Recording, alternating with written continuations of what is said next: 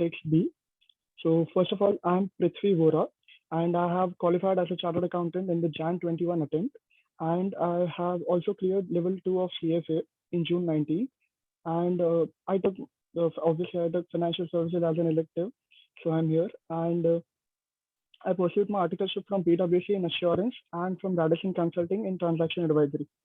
Let me ask our panelists to introduce themselves, and then we'll proceed with the webinar. First, let me start with Krishna. So hello everyone, I am Krishnam Saraf. I have qualified as a chartered accountant in the Jan 2021 attempt. I have secured an All India rank 9 in the same. I have also secured a rank at the IPCC level. I have pursued my articleship from KPMG in the audit practice. I have scored 64 in FSCM, and currently I am looking out to explore my interests. And just to remind you all, we'll also be having a live Q&A at the end of the webinar, so you all can feel free to post any questions that you might have. And also, if there's anything else that you feel we haven't touched upon, please feel free to reach out to any one of us offline as well.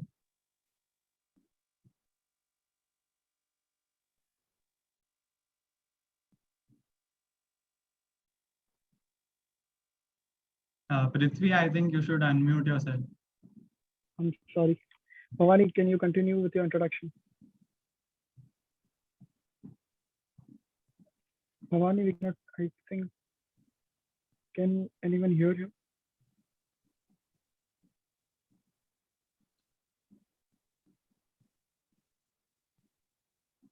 Krishna, can you hear Bhavani? No. You might try to put off your earphones and then speak.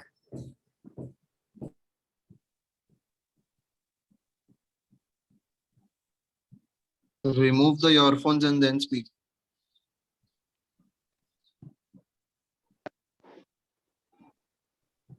Hello. Yeah, go on. We can hear you. So, hello everyone. My name is Bhavani Kumar, and I have been qualified as a chartered accountant in the November 20 attempt. I completed my articleship from Santosh Gupta and Company. I took elective subject financial services capital market. Basically, was the reason for this was that I was more interested in the strategic financial management. And secondly, coming to second part, is that I was more curious about how the capital market actually works. What are the participants in that? And I was aimed to know the process of it. So the basic purpose for taking this subject as an elective was that. Bhavani, I'm sorry to interrupt you, but we are just starting with the introduction. I'll get to the questions to you. Abhijit, can you just introduce yourself? Hey, thanks, Prithvi.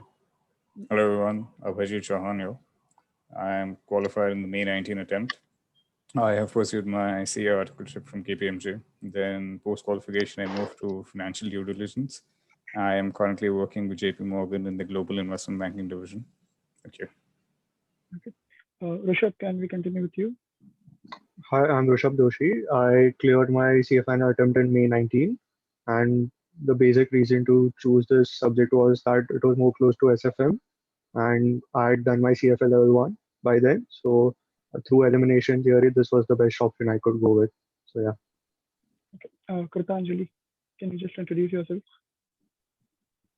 Hello, Kritanjali. I work with Deloitte in the risk advisory department. I cleared in November 19 attempt. I scored exemption in capital markets. Thank you. Okay. So before I start with the questions, I'll just like to give a short disclaimer that we are not here to promote any specific faculty or any specific course material. Our panelists might be inclined towards any specific course material because they have a personal experience with that. But if we even mention any course material or a faculty, we did not intend to promote them. And also, we are here to talk about FSCM as an elective subject and not to compare electives. And as Krishna mentioned, we will have a live Q&A after the session. So if anyone has any questions, they can write them down and ask at the end. So I'll first start with the most basic and I guess most important question regarding this subject. Like I'll ask all our panelists to answer this. So you can give a brief overview on the subject and the reason that why did you choose this subject. I guess we can start with Bhavani here. Am I audible? Yeah, you're audible. Okay. So coming to the subject elective, there is consist of 17 chapters, and it is divided into two sections. Like first is like the chapters part, which is part A consists of the chapters, and secondly is the regulation part, which we consist of 5 regulations in that. So this is something brief overview. In 5 regulation, we what we can call is like that is there is regulation relating to the ICDR regulation, LODR regulations, insider trading regulations, buyback, and mutual fund regulations. Apart from that, there are 17 chapters. Out of that 17 chapters, there are 2 chapters which are completely practical, which is leasing and factoring, which is been recently introduced in the last attempt. This is the brief overview of this subject. And coming to why I have choose this subject was my basic interest was in when I took the classes of SFM. My basic interest was lying in the subject of SFM, like what are the concepts relating to the portfolio, what is actually the market works. So in SFM we can learn only practical part. So what was the actual process, what was the how the actual market works for it. So for that I've taken this FSCM, which taught me regarding like how the capital market works, what are the participant in it. I think other panelists should add on in this. Okay, so your interest was your inclination. I guess Bhavani has given a detailed overview on the subject. We'll proceed with the other mentors explaining why did they choose the subject. So Krishnam, if you could answer this. Yeah, sure. So there were basically 2 reasons for choosing this subject. So firstly, my interest was towards the finance field. So I wanted to explore that further. And secondly, I had gone through the course content once, like taking an overview before actually selecting the subject. So I felt that the major part of the course was factual. So I would always prefer that in an exam, in an open book exam, from a scoring point of view. Like I would prefer to have a subject which is less application based and more factual, so that I could just refer to the module and just answer the questions that are asked. Agreed. Would you like to add anything on the overview part that Bhavani mentioned? Yeah, so overview, as he mentioned, like broadly, there are 2 parts. So the first part is the conceptual part, I would say, the first module, which covers topics such as investment banking, treasury operations, risk management, credit derivatives, even an overview on the capital markets, the primary and the secondary markets. There is private equity. So basically, all of the subdivisions of the finance field where you could look for a job later, like post qualification. And the second part is the regulations part, which mainly consisted of the SEBI regulations. Like we had LODR, we had ICDR, we had buyback regulations, and mutual fund regulations majorly. Okay. Abhijit, if you could continue. Sure. So my primary reason for taking this subject was, I think I'll echo Bhavani and Krishnan here on the first point, that my interest, I was very sure that lied in the financial services market. And paper 6 definitely gave me an opportunity to explore that. So this is the first time where ICA has given us an opportunity to specialize in some field which we actually liked or had some interest in. So I was very sure that I'll be taking a better opportunity. Secondly, FSCM for me was not it did not require putting in so much inputs as compared to some subject like law or something of that sort. So I knew that whenever I'm tired or I'm not at my full capacity, I could read FSCM and my efficiency would just increase. So I think that was my second reason for taking it up. That's it, Umayam. Thanks. Okay, Rishabh, can we continue with you? Yeah, so I agree with the other panelists, what they mentioned about the subject and the curriculum part. And I guess my also interest lied on the finance side of it. So this was one way of accessing it and getting me an advantage over other candidates. And as I mentioned, I was more, as I had done my CFL one, the SFM part of it was a easier bit and which was much more similar to the subject. So it was a better advantageous option of going ahead with it to create that extra edge. So yeah, my reason was that. Yeah, Krutanjali, could you answer the question? Yes. To add on to the other panelist, I wanted to acquire in-depth knowledge of the capital markets and how they function in reality. knowing the facts and the regulations which were governing these particular markets. So that was my reason for taking this particular elective. Also, I had my personal liking towards SFM subject, so this was in line with that particular subject. So I found this more scoring. Yes, so that this was my reason. I guess like a primary premise which I can see here is everyone's inclination towards finance. And I think my reason was also the same for taking this elective. I was also inclined towards finance and I was also pursuing CFA at that time. So it seemed easier than the other subjects for us. Okay. I think everyone can agree to this. Right? Yeah. So we'll start with the second question. So Krishnam, I would like to ask you that when should one start this subject and what time should one devote to the elective? Okay, sure. I had started for this subject during my study leave directly because till that time we generally finalize our elective towards the end. Once we are done with the other 7 subjects, then we can understand which elective we could choose, because every elective is related to the core subjects in some way or the other. So that was the thing. And during the first read, I chose to do FSCM right after SFM. So because although there is not a significant overlap, but yeah, there are a few chapters or few factors of SFM which does help in this elective as well. So to reduce the effort, I had taken this up after SFM. And for the first read, I would say I had given around 8 to 10 days, um, which is generally on the higher side considering it is an open book exam. But I felt like there were 2 modules which were quite vast. So there was a lot of marking to be done, a lot of indexing to be done. We even had to solve all the past papers right from May 2018. And also for the further attempts, Institute has also released a case study digest as well. So that would also take up some time. And for the second read, I had given only 3 to 4 days. So basically the idea was, in the first read, we cover both the modules, the conceptual part and the regulations part. But in the second read, I did not touch the regulations part at all.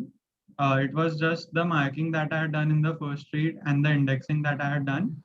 So that way I had followed. And also the practical sums which we are supposed to do in the second read would only be a selected few, not all the sums. So that also reduces a lot of time. And the third one was directly before the exams in the 1.5 days. And also for our attempt, so we had a 2 days leave before our FSCM for the January attempt. So 1 day I had given to DT and the balance time I had given to FSCM. So broadly, this was it. So to summarize, 10 days for the first read, 3 days for the second read, and 1.5 days before the exam, right? And yeah. Preferably you will have the subject after SFM, I guess. Correct. Yeah. Yeah. I also noticed that the mutual fund chapter from our SFM curriculum is like exactly the same as that we have in FSCM, and a lot of things from our SFM curriculum had helped for FSCM. Correct. Yeah. Okay. Prithvi, I would also like to add something for this. Okay, sure. Yeah, so I think this subject has a bit different approach from the other subjects that are there. So how I see it, that 2 options that students can explore is also depending based on when they had their classes done. Like if you just had your classes done before your study leave and if the chapter is fresh, then what you can do is you can take FSCM at the end of your first study read, which helps you to give more time to the other subjects, as this is a less pressure situation considering an open book exam. So you can have that liberty and leverage where you can keep the less pressure subject at the end so you can meet your deadlines. And the other side can be that if you had your classes 6 months before your study leave, or you are starting a fresh like the subject directly in your study leave period, you can start with 2 hours a day after you finish your first 2 subjects. What that would do is that would help you get in the groove of the subject, and at the end, if you have some residual days as you have planned your schedule, you can focus more on that. But you will be in the groove and you'll be familiar with the subject by then. So you will take a bit lesser time to prepare. I think that's what people can do for their first read. And then for the second and third read, they can just analyze how they felt with the first read and make a plan. Like ideally, first sheet should be 40 to 50 hours for this subject, and then they can, as per their comfort, reduce it to 20 to 30 or something like that. So I think Yeah. that's my perspective. Yeah, actually, I also had a similar perspective. I also took this subject 2 hours a day for a longer period of time. But yeah, I guess everyone can prioritize and plan according to their schedule. So yeah. Uh, so Bhavani, my next question is to you. Like, what material did you exactly refer for FSCM? And you can also give your references to ICI material, whichever you use. Okay.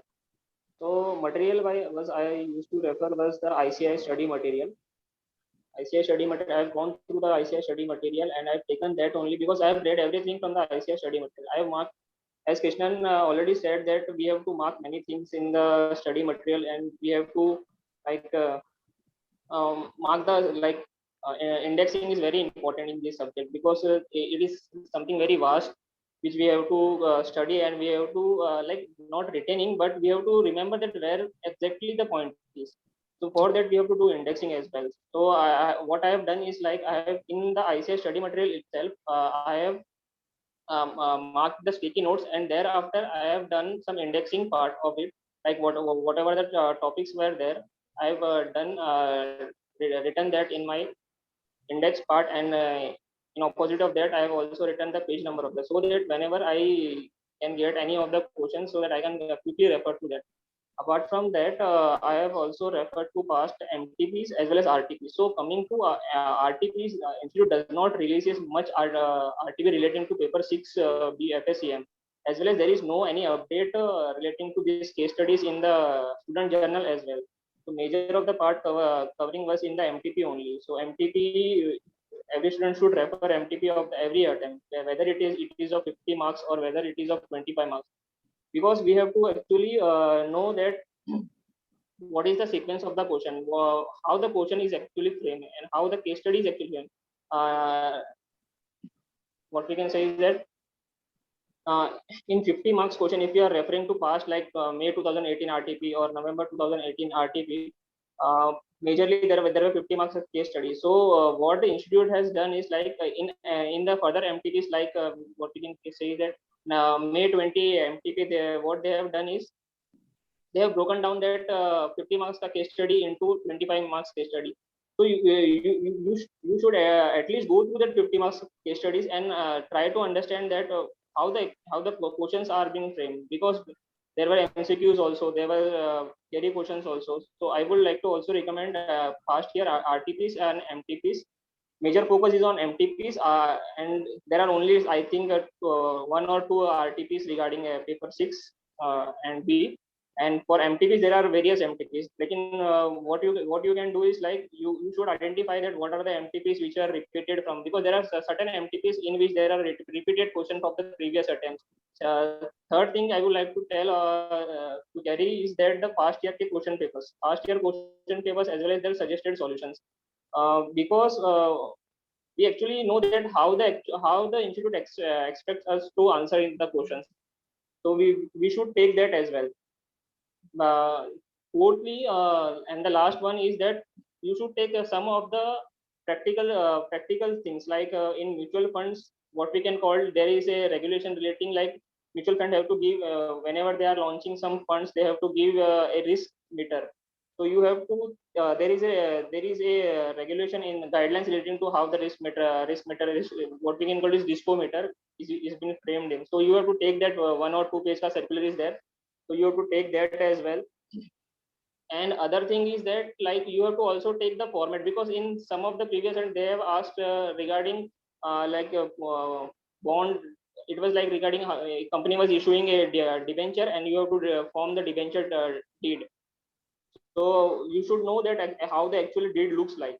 So you should at least take some of the company who has issued the debenture. So you have to take that 1 page or 2 page ka copy. Or if you are not taking that, then you should at least go through it so that you can present that well in the exams. And also regarding the IPO, so there is not any yet the question has came for relating to IPO, like how a company, if the company is coming with an IPO, then how it will publish the IPO, who will be the book running lead managers, where are the book running lead managers are being located in that draft red herring prospectus. So you have to just read it and mark it. If you are not been able to take the draft red herring prospectus is something about 400 500 pages or 300 pages. You can take that entire you should just take that whatever the price band is been mentioned on that. So these are some of the things you should carry on in your exam. This will help you. Like first of all, first thing was like your institute ka module, and you have to thoroughly mark everything so that you can refer them as and when you read the question. Secondly is your MTPs and RTPs, and third thing is your past year ka question paper, and fourth thing whatever is like the updates regarding the industries, like whatever I have mentioned, like riskometer, or what we can tell is that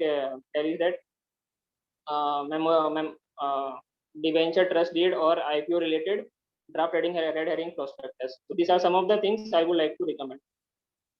Okay, And so to I have followed the same thing for my exam. okay, so to sum up the module, the MTP, the past papers, and some regulations or some material which you can find online. So which are referred in the module, as you said, debenture deed and everything.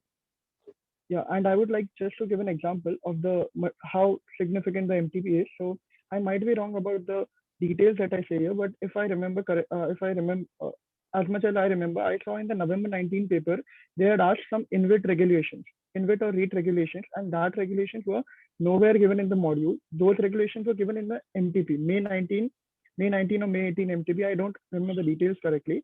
I can send the details later after the session. But yeah, so ICI does ask a lot of things from the MTP directly also, which they might not have given in the module, or they might not have given elsewhere.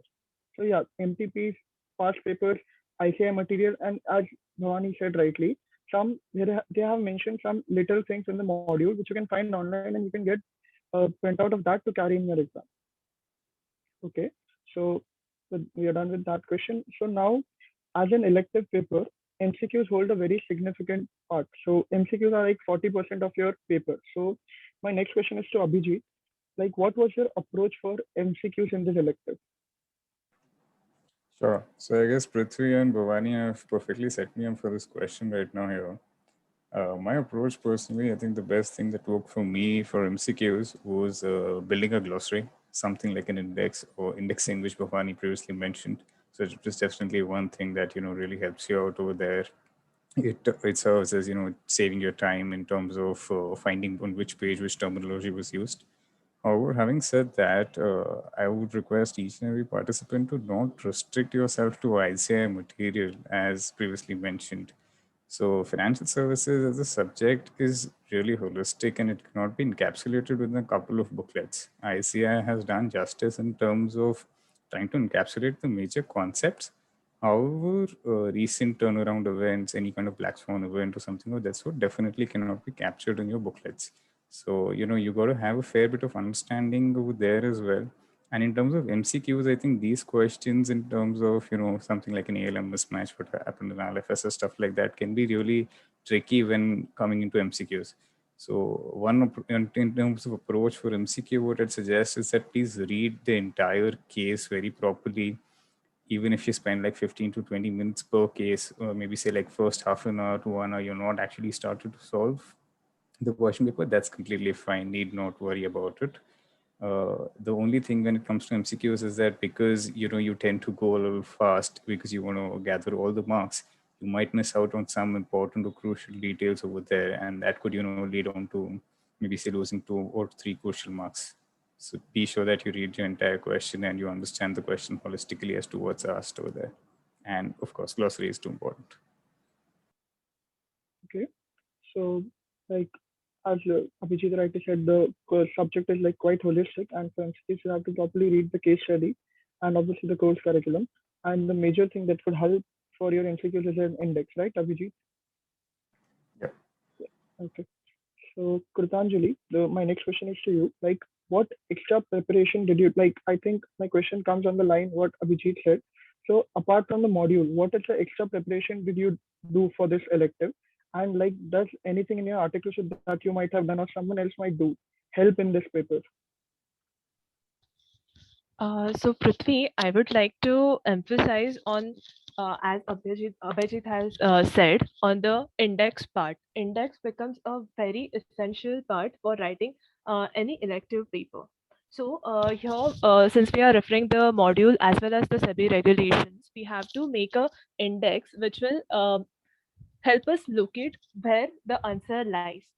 So first one was I prepared an in-depth index for module as well as regulations, and also for the case studies which were issued by institute. There were three case studies which were issued by institute, and I had 3-4 papers, past papers, and MTPs.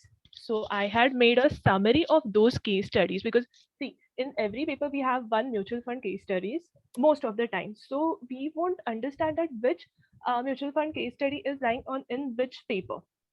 So I would suggest we write a 4-5 lines summary for the case studies as well. Giving you one example, in May 2019 attempt, we had a 20 marks question of mutual fund from the case studies which were issued by the institute. So the 20 marks answer was lying in the material which institute had given us. So such cases may also happen. So this index becomes very important. Other than that, for regulations, I had referred HDFC AMC prospectus, which was uh, just there was a HDFC IPO. So I had referred that. It helped me to understand the ICDR regulations very easily. Apart from that, when I used to get bored in my free time, I used to see a lot of case studies videos. So I got to know about ILFS fraud, PNB frauds, and subprime crisis, which becomes integral part of the integral part of our module. So yes, to summarize my study plan, I had referred module regulations. I had prepared the index. I had referred one prospectus to give me a practical exposure of the ICDRs which I'm studying in the regulations. So these were the things which I had done for my preparation. And does anything in articleship help you? Like, Nothing as such, because my articleship was more in line towards taxation practices. So it didn't help much in this subject. okay.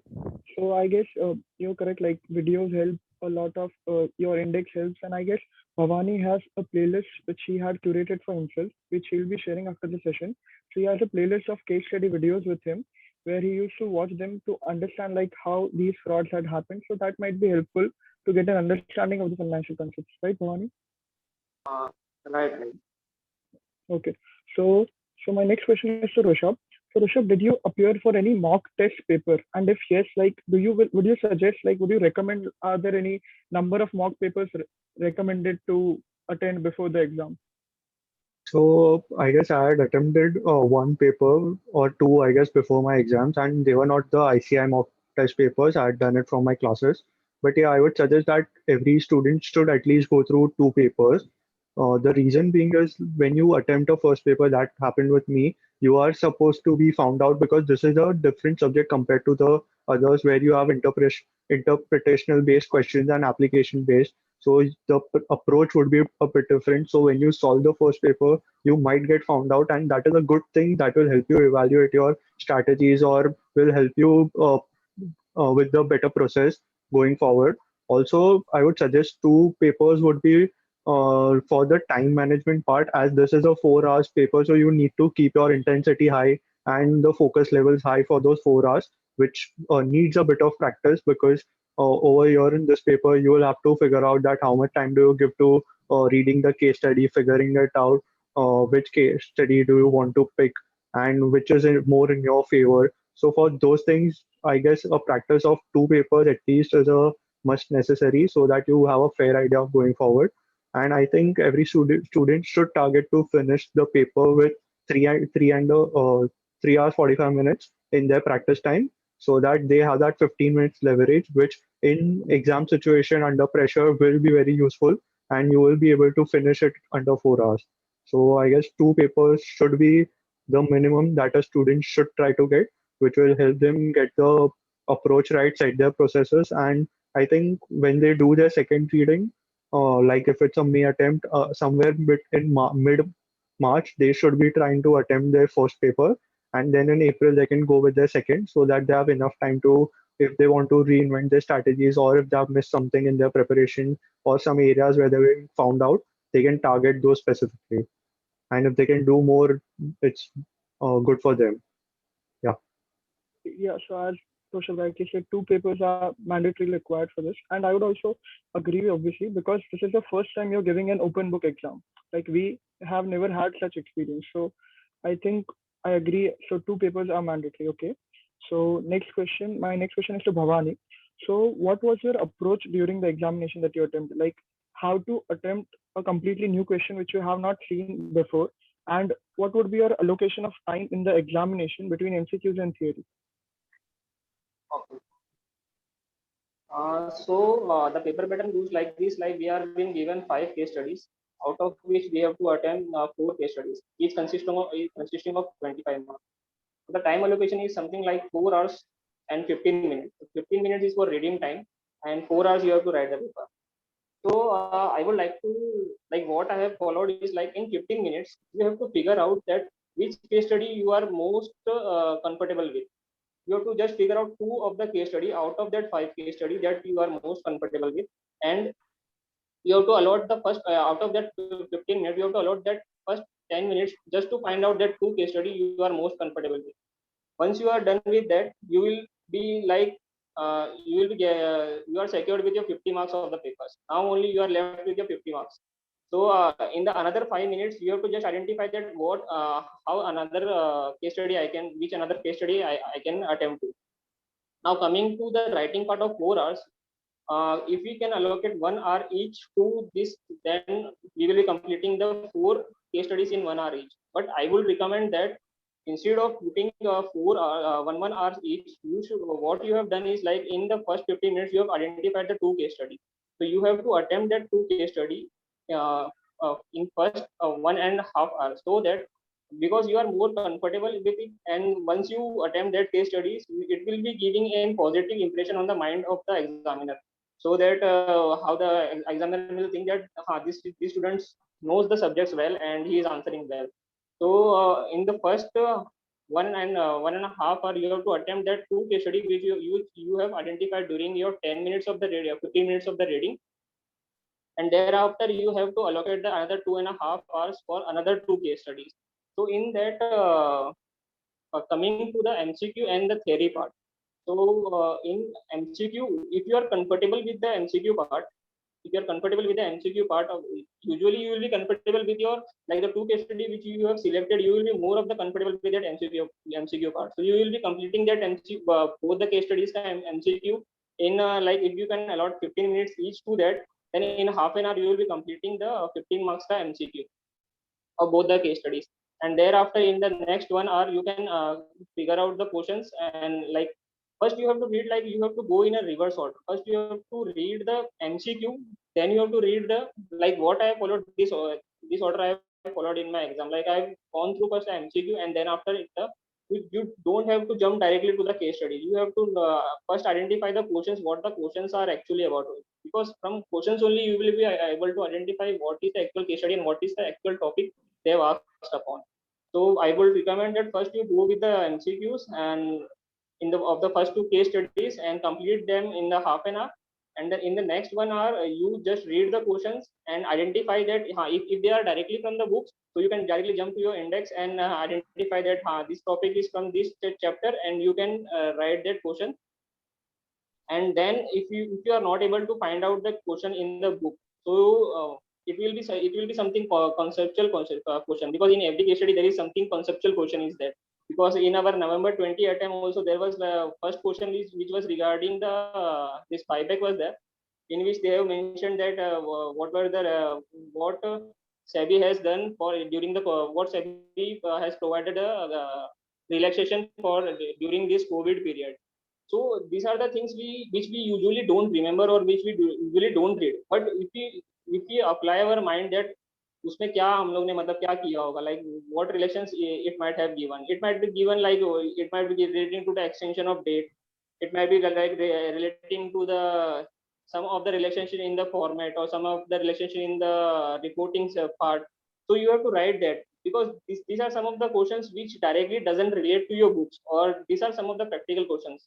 So you have to apply your mind, and yeah, if you are really interested in this subject now, you will be able to getting these updates regularly on your phones, like uh, economic times and money control, which regularly updates these things. So these are some of the things which doesn't relate directly to your materials. You will be able to identify this from your reading part of the apart from that material. So these are some of the things. Coming to the theory part, how much time you have to allocate to the theory part. So for theory part, you have to identify the marks allotted to the questions. Like if a question asked is for 3 marks of the theory, then you have half page will be sufficient, or depending upon like you don't have to, like if it is directly in the book, then you don't have to write the exactly, because if you start on writing that exactly 1 page of your module which is directly related similar to that, then it will be fetch around 2 page, because the font size is typically lower. So you don't have to write the full page. You have to identify that how I can support this answer to the best, and how the examiner can be will be easily convinced with my answer. So you have to answer accordingly to the marks allocated to them. And coming to the approach, this was the basic approach, like allocation of the time relating to the, like I have mentioned only regarding 2 of the case studies.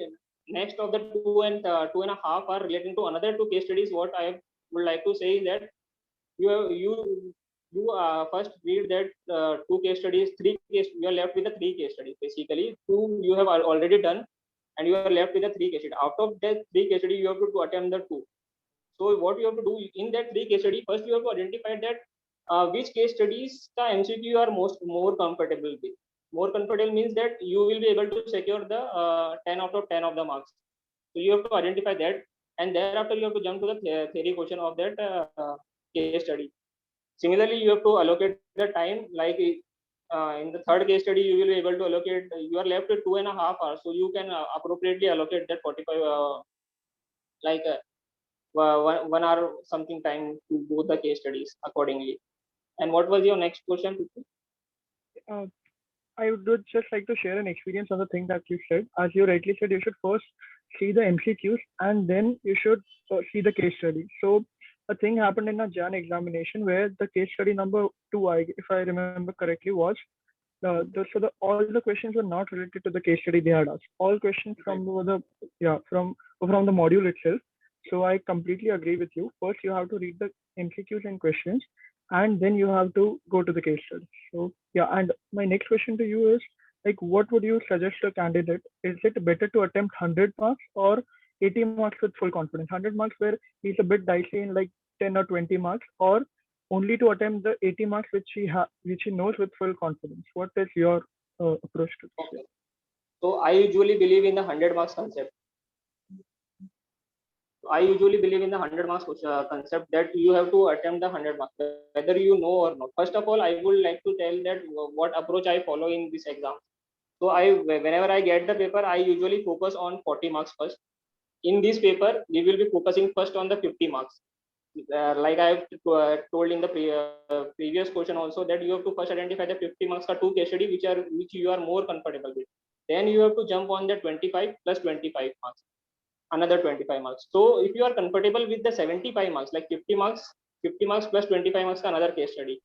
And in another case, in also in that remaining 1 case study which is of 25 marks, even if you are not comfortable, you should at least attempt that, because if you are writing for 75 marks or 80 marks, you will be like markings will be given only out of that, because you are left the entire 20 marks. You have not written anything of that 20 marks. So examiner, even if you have not written, examiner will not be able to give you any marks. Even if you have written, then he can at least give, or at least he can think that you might have written something knowledgeable to the exam, so that you can convince the examiner.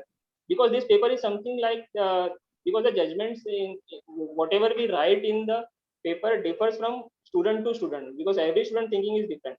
So we cannot say that mera answer isse galat ho jayega, or what we can say is that we have to we have to first, yes, exactly, first you have to attempt the 80 marks confidently, and you cannot leave the 20 marks. You have to attempt the 20 marks, whether it may be whether you know or no, but you have to attempt, because 80 marks you are confident about, because you will be getting more marks from 80 marks. But out of that 20 marks, you might get some exemption, or you might get some all India highest marks if you attempt that 20 marks also.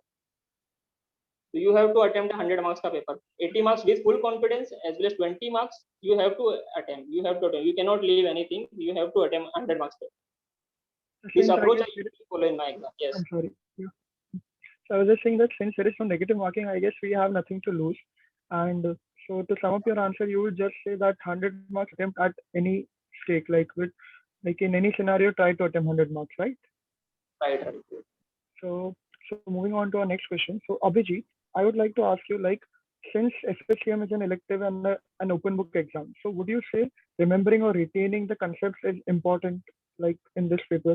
And if it is, like, if do you need to remember some concepts, so what was your approach towards them? So when we say remembering, let me just point out, it is not memorization that's required. So there's a difference between learning something or understanding a concept and memorizing the same. So to corroborate that with maybe say an example, the concept of CRAR within the banking industry. So you need not, remember all the formulas or all the risk weights for every asset per se, but you overall from a holistic angle need to understand what that concept is. Because during those 3 or 4 hours, it's not that, despite the fact that it's an open book test, you do not have enough time to read the book and understand the concept there or revise your concept there. The concept needs to be there in your mind. You need to have an understanding as to, what is the formula and how you're going to be applying it and how you're going to be going ahead with the solution. It's just that for some technical things which need not be remembered because we have the advantage of an open book is where you can refer the book. So my answer to summarize it up would be, you definitely need to understand the concepts and keep them in your mind. And you would not, to my sense, you do not have time to read those concepts again. Okay, so I guess you summarized the answers quite well. So moving on to the next question. So Krutanjali, my question to you is, like, what do you do for this subject in the last 1.5 days, like just before the exam? So Prithvi, just before this 1.5 day, let me tell you how I usually prepare for any subject. So I follow this approach that I mark in my study material or my books as LDR. That means last day revision. So in my first reading, there are plenty of things which I mark as LDR, and in second reading, I eliminate few of the things, and then I have a crisp material which will be referred in that 1.5 day. So in this 1.5 day, I refer my LDR concepts. And then another thing which I would recommend is that go through the index which you have prepared for this particular subject, and also the case study index as such. And apart from that, you should make a list of what you would be taking to your exam, because this is very stressful 1.5 day. You would miss on something. So better you write down what you want to take, and with a calm mind you pack your bags. So that would be these 3 things. If you do properly, this would be enough for the 1.5 day. Okay, so first is the LDR, so the concept that you had written, and second is your index, and third is the list of things you carry, which is, like, for an open book the most important thing, right? Yes, perfect. Okay, so that is what Krutanjali had to say for the 1.5 days. Okay, so my next question is to Rishabh. So Rishabh, like, what approach can students have during their study leave preparations, and are there any additional methods, like different methods? So like you said, you can do 2 hour or 3 hour, like you used to do 2 or 3 hour studies for this subject. So is there something additional they can contribute to, like, get some good marks or get an exemption for the subject? So I guess, like, how I see this as a subject, it has a bit of different approach as I mentioned earlier. So one thing that students can do, like, there are 2 modules that we refer. One is the study material and other is the regulation part. So the important thing is to create a nexus between the two. Like, there are so many topics where you can connect to the regulations, and from the regulations you can connect to certain topics in the study material. So one method that I used to follow is, whenever I used to read some content, I used to think the possible questions that can be asked. That would be doing a reverse engineering kind of a thing where you read a concept and you think what questions can be asked. It might be that you might not be right all the time, but if you start thinking about every perspective, all the other content that can be connected with this content or the piece that you are reading, or what all regulations you can nexus it with, what that will give you is a list of questions or probables, and it won't be 100% right, but even if in exam situation it clicks at 50%, you have an advantage in terms of time in searching also, and a direct answer rather than putting that thought in the exam and spending more time on it. So that is one thing that I used to do, and which helped me a lot in the exam situation. And the other thing that benefits from this trick would be that you will start getting familiarized with the content that is there in all the books and the modules. So what this would do is, like for this paper, like all the electives, I guess with open book, the thing that matters the most is the recall time that you have. That when you read a question, the recall that you get, that okay, this is located in this book, or this is over here, or I've read something about this in this thing. So that recall time, if that's lesser for you, you have an advantage over other students in the exam situation, in the pressure situation, to go to that section and write your exam. So the approach over here should be a bit different from your other subjects, where you just look to memorize or solve or go direct with what's given in the book. Rather, over here, you need to apply your brain and think that, okay, what are the possible questions that can be asked? What are the possible other content that can match with this? And that will help you uh, form a good strategy going forward. And the other thing is, this paper, like what happened with me is, when I attempted my first paper, I was found out in different areas, and I had thoughts of whether I chose the wrong elective or not. So I had been to that phase. But what happened is that you need to keep believing in yourself, because over here, uh, there is no right answer. So every answer that you write, it's the best you can give, and you have to be sure that okay, this is the right thing that I'm doing. So for that, you need to continuously reevaluate your strategies and reinvent the process, because the more you do that, the better chance you have going ahead, because there will always be new challenges, there will be new questions. Like in my May 19 attempt, I feel there was one big case study which I did not read, but the other two which I chose, they were not directly from the book. But because I'd gone through all the material that I'd taken with me in the exam, and there was a good recall value, because I'd done this thing where in my mind, I'd created a web of where the things are located, and or if there's a topic, how it's connected to something else. It helped me get through it much quicker. I could attempt the full paper within 3.5 to 3 hours 45 minutes. So that is one thing where students can do, is change their approach compared to the other subjects, think differently, think fresh, and try to think from an analytic point of view that, okay, if this is the situation, what are the possible solutions I have? What are the different things I can do? And just keep on reinventing the process. And that's going to keep them in a very good stage when they reach to that 1.5 days, where they'll be very sure of, okay, this has been my preparation. I'm sure with this, and now I can go ahead and execute. And one other thing that just came to my mind and I would like to add is, when students are preparing in their study leave, they should be execution, their process should be based on the execution, because I think if you prepare for those 6 months, it's the 3 or 4 hours that matter in the exam situation. So every effort that they are taking, because time is so valuable, it should be with a focus that, okay, I'm going to execute it in the exam also this way. There should be a clear plan of execution, which will help. And when you start thinking about that, it will help you execute 70% in the exam situation, because 30% is due to pressure, which can go either ways. So even if you can execute that 70% of what you have prepared, that leaves you in a better state than the other candidates appearing with you. So I would like to say to the student that be execution focused, and that will keep you in a very good stage. So 3 points from your answer would be like, first is the interlinkage, which I have also Yeah. seen. Like this, the one peculiar thing about this subject is it has a lot of interlinkage between the concepts and the chapters. So a very crucial thing. And the second is have a control on your book, right? So you can like quickly recall concepts in your examination. Completely agreed. And the third one is, okay, I'm sorry. Can you just repeat the third one? The third one should be execution-based process Yeah, where you an reinvent execution approach. continuously. Okay. Okay, great. Rishabh, thank you. So my next question, Krishna, would like to ask you. So Bhavani did touch upon on the 15-minute reading time, but I would like to have a detailed answer from you, like what you should do in the 15-minute reading time for this paper. Okay, yeah. As Bhavani rightly said, like in the 15 minutes reading time, you don't have to eliminate a case study. Like you don't have to fix ki I want to attempt only these 4. You can, if you're not able to do that, you should be able to select at least 2 of them in the reading time.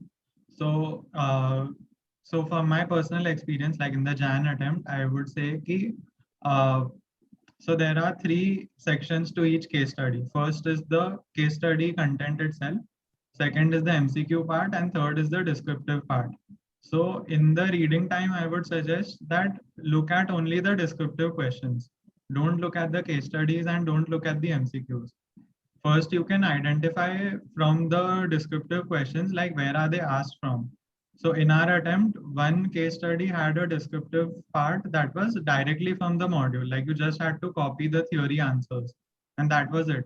So you can narrow down like, okay, this is the first case study that I would attempt because this is the easiest descriptive part ever. And MCQs, I generally did not look at because I felt like MCQs in general in this subject are fairly manageable. Like if there are 40 marks MCQs, you could at least score 30 to 35 anyways. So I did not consider MCQs as a deciding factor to choose between case studies. So the first case study, once I decided on the descriptive part, like it's directly from the module, so that's fine. Then when I saw the second one, it had a practical aspect, like it was from leasing, but the question was fairly similar to the ones that we have in the old course practice manual.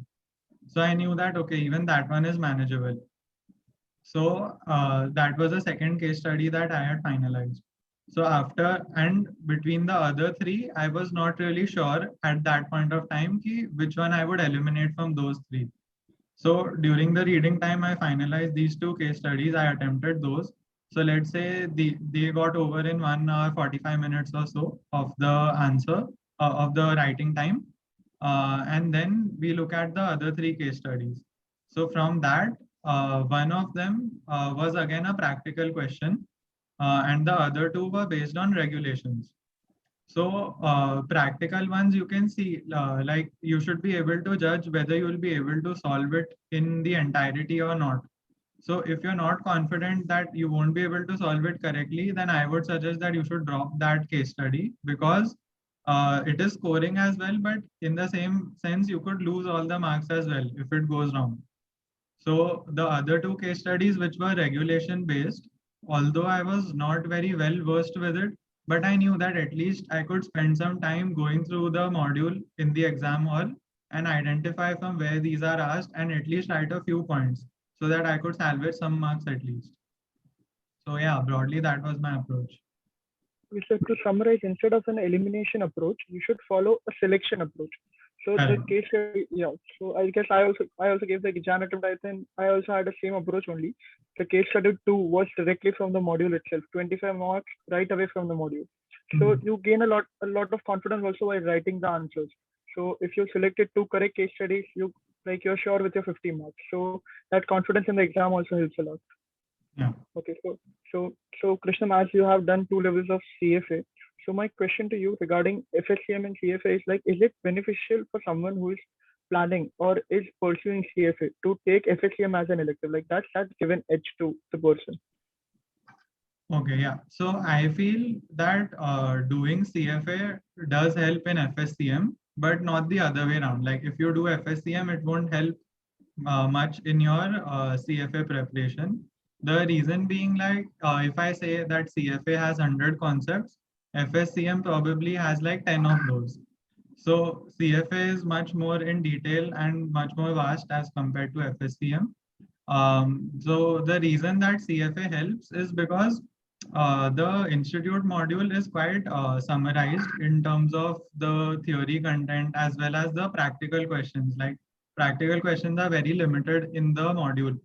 but they are asked in the exams and we are expected to solve them. Like in our attempt, we had a huge question from private equity, we had questions from leasing, and we had another question as well.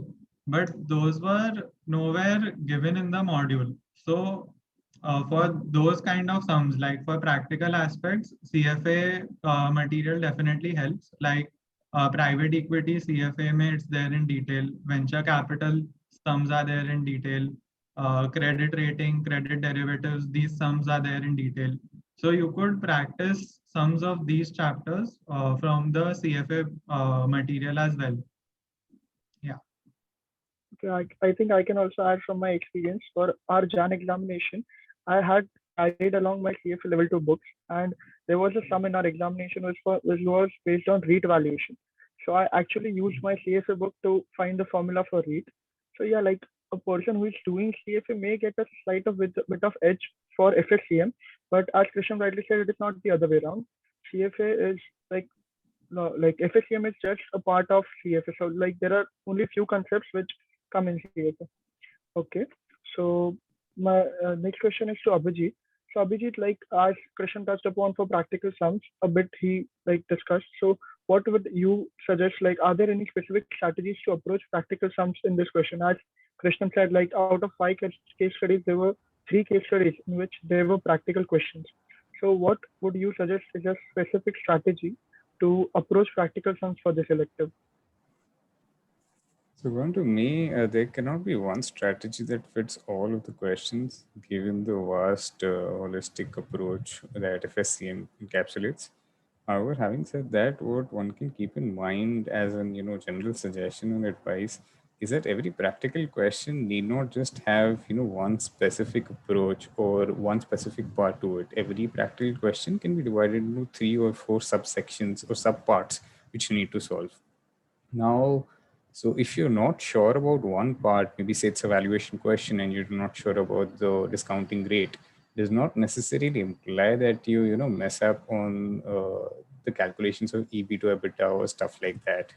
So the point I'm trying to make over here is that in a huge practical question, where you have like 4 or 5 sub questions, ensure that for every sub question, if you're missing out on one, or if you believe that you do not understand or not conceptually aware of one concept for that particular practical question, make sure that the other parts to that question that you're going to be solving would be solved in such an efficient manner that the examiner understands that you are well aware of the approach and it's only one part where you're missing out on. I think that's the only general suggestion that I can give. Apart from that, I do not believe there's any other strategy that can fit every practical question. But please, other mentors, if you have anything to feel free to add on. Would anyone like to add on this question? No, I think he's covered it. Yeah. Okay. So Abhijit, one specific question, like one add-on to this question, I would like to ask you. So if in examination you're given a choice, like you have a choice either to choose a case study which has a practical question for 8 marks or a theoretical question for like 2 theoretical questions for 4 marks each. Like, what would you suggest in that choice? It really depends upon your understanding of that practical question versus a theoretical question. If you believe that you're very well versed and understand all the concepts around that practical question, definitely you can go ahead and track it up. My personal inclination is towards practical question because when algebra or arithmetic is involved, you tend to score a lot many marks with minimal effort.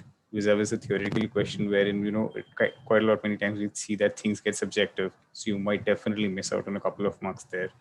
So my personal inclination would be that if I completely understand the practical question, I'd be definitely picking that up over a theoretical question. Okay. Okay, so we are done with the questions that we had for this session. Like I open up the session for a live Q&A. So if anyone is having any specific questions, they can ask in the meeting right now.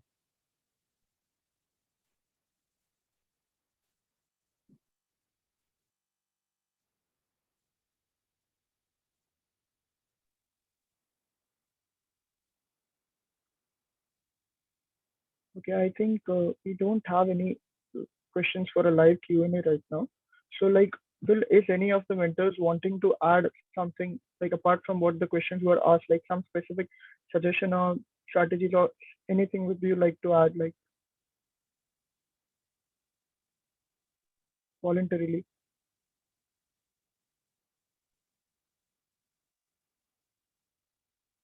Yeah, one thing I would like to say is that generally we tend to neglect the regulations module of FSCM.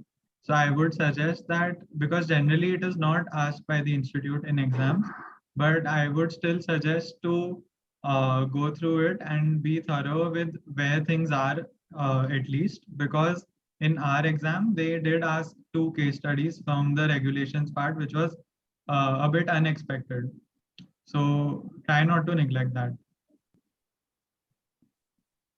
One suggestion from my end that I cannot harp upon with much importance as much as is required is that do not try to restrict yourself to the material that's given by ICI. It's definitely not an exhaustive in its sense, and that is only ICI has done justice to the subject because you cannot encapsulate FSCM into a couple of booklets. So my suggestion to everybody, all the aspiring students who are, going to be selecting the selective, is that ensure that, you're well versed with what's happening around you in terms of recent black swan events or stuff like that. All the general financial information or the financial events that are happening in the current scenario is what you're expected to know. You cannot just restrict yourself to the material given over there. Even in terms of, maybe say, if you have to corroborate, this is an example. So as you were speaking about something around the mutual funds, so we do know that ICM material does have a chapter on mutual funds. However, that cannot be expected to holistically cover the entire mutual fund industry. And thus you need to understand, what's going on with Franklin Templeton, what are the different kinds of TER ratios, or what are different kinds of expenses that will be encapsulated under a TR. That is just a, illustrative example that I'm trying to say. The point that I'm trying to make over here is that do not restrict yourself to the material or, the terminology or the concepts given over there. There could be a huge lot of concepts in the real world scenario, and you can just try and Google some of the stuff over there, and that'll definitely be helpful. Okay. So is any panelist Prithvi, adding? Yeah. I would like to add one more thing here, that whenever a new question pops up in the exam, how you will be attempting that questions? Like you have not read that anything relating to that question in the exam. So how you will attempt that question? So I would like to suggest that first you read out that MCQ of that, and then you read out the question like in reverse order only. Then you will be able to understand that what the actual like 20% of the knowledge you will be getting from the questions only, that what is the actual question is all about. Then you start reading, like if you are not having any option, then you will only be go with this case study. So what you have to do is, like after studying the questions, you will be getting the knowledge of about 20% at what is actually the case study is about. Like if I give my experience, there was a case study in our attempt relating to what we can say is that the Byju's, which is an online platform, education platform. Like in the COVID period, there were schools which were shut down, so they were planning schools were planning for an online mode for education. So this is something which is not in our books. So what we have to do is, like we have to first identify the questions and understand what is the actual question is all about. Then we will be getting the answers from the case studies. Then we have to read slowly the case studies. We have to first read the case study thoroughly, entire case study. We don't have to just identify. It is not an essay like what we can say if we have in class 10 or class 10 exams. Like we have to identify the from question. We have to identify the answers from the case study. There is nothing such cases in these exams. So what you have to do is you have to first read the case study. After reading the questions, you have to read the case studies thoroughly, the entire case study, and then you have to apply your mind that uh, what if I would be there, and if I would have, like if I am you have to stand in the position of an the solution provider for which the question is being asking. So like if I was there for that question, like if someone came to me that during this COVID, how we will be focusing on the online platform, what will be the risk we are been facing. So you have to apply your mind, and you have to like answer the questions accordingly. Like you have to if they ask you what are the risks they will be facing during these times, so you can identify the risk. Like what if the COVID does not remain for certain periods, then the entire school will be offline mode. So these are some of the risks, and you have to identify the risk in the whether the students will be able to study during this online mode, whether they will be getting an internet access to that, because everyone will not be able to get that internet access. So you have to apply your mind. These are some of the general questions which will be able to because it is generally relating to a new case study which is not related to your it is related to your syllabus, but it is not relating to something in you which is mentioned in your book. So you have to apply your general mind. You have to think like as if I was the solution provider, then I would be like to how I would be like to answer that question. From this, I would like to conclude my. Thank you, Vani. That was a really great answer. So that was Vani's answer for if you face anything new in the examination. I think we are done with our questions and we are done with our session. So I first of all thank all the panelists for taking out time and for contributing and for helping CA aspirants all around. I also thank all the participants for being available. So you can also note down that this video will be on YouTube on the channel of Vision CA. So you can also share with people who will for whom this will be beneficial. You can share with your peers, and we'll also share the Bhavani playlist that Bhavani had mentioned. We'll share the Bhavani's YouTube playlist where he has curated a list of videos which can be helpful for you, like videos which are based on case study scams that have happened in India. And apart from that, I'd like to thank Vision CA for providing a platform for all CA aspirants. So this platform has been really beneficial. I also it has also benefited me through my journey. So yeah, we conclude our session here. You can find this video on YouTube on the channel of Vision CA. Thank you. And Thank you. also, I would just like to say that since we haven't received questions here, if any of you want to ask any questions offline, then please feel free to reach out to any one of us. Yeah, We would be more obviously than happy to always, help. you can always do that. Yes. Thank you. Thank you. Thank you. Thank you. Everyone. Thank you.